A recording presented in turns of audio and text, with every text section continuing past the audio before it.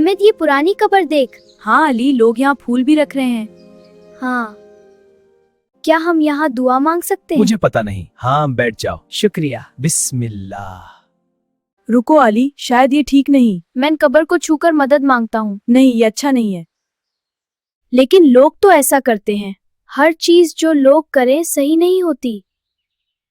चलो इमाम साहब से पूछते हैं। हाँ ठीक है। जल्दी चलो। हाँ आ रहा हूँ। वहाँ पर होंगे। अस्सलाम वालेकुम इमाम साहेब। वालेकुम अस्सलाम बेटा। जज़ाकल्लाह खैर। मुबारक। क्या कब्र से मदद मांग सकते हैं? नहीं बेटा, मदद सिर्फ अल्लाह से मांगी जाती है। क्यों इमाम साहब? अल्लाह ही सब कुछ सुनता है। हाँ बेटा, बस ईमान रखना। तो कब्र को चुमना भी ठीक नहीं? बिल्कुल ठीक नहीं बेटा, ये शिर्क बन सकता है। ओह, मुझे पता नहीं था।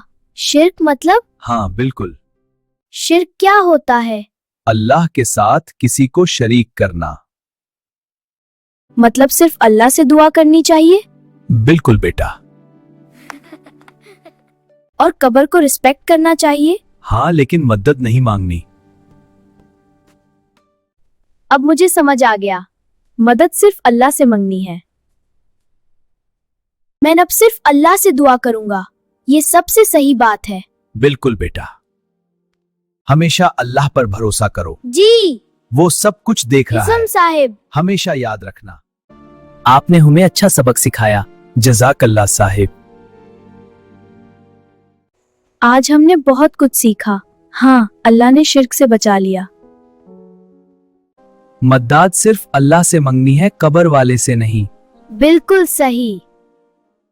दुआ सिर्फ अल्लाह से कब्र वाले के लिए मांगो, यही सही रास्ता है।